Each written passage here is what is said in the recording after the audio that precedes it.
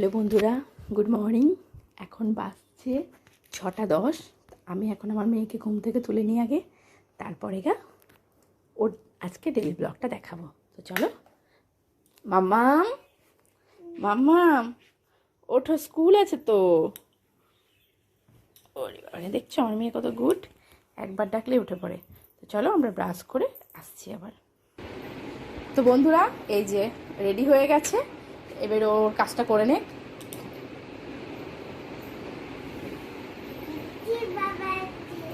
এখানে শিব বাবা আছে, সে যা প্রণাম করে নিচ্ছে।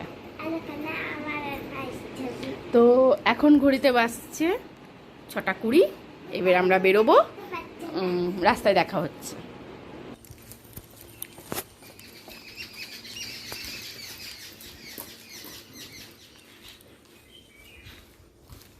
তো বন্ধুরা এই যে আমরা স্কুল যাচ্ছি, আমরা মামে হেঁটে স্কুল যাই, কারণ আমাদের বাড়ির থেকে স্কুলটা একটুখানি, খুব একটা দূর নয়।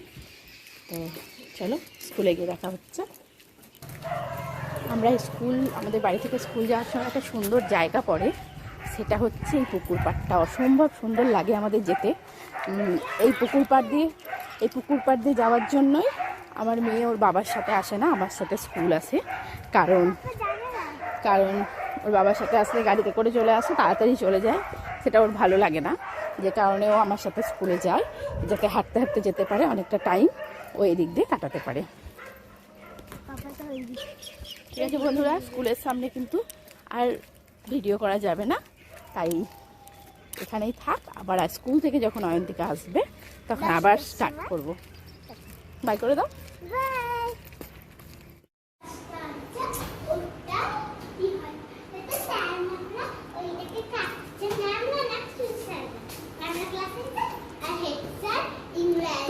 তুমি স্কুল থেকে এই যে এবার স্কুল থেকে এলো 10টার সময়, জুতো খুলে রেখে দাও।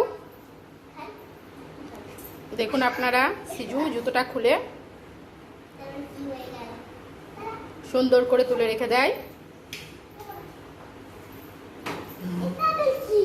চলে এসো এবার।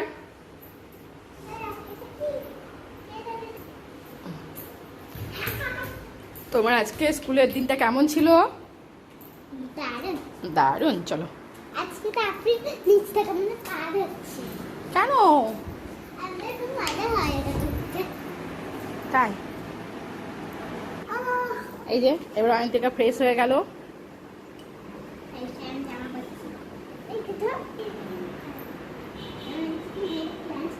হ্যান্ড ওয়াশ করে নাও বেটা।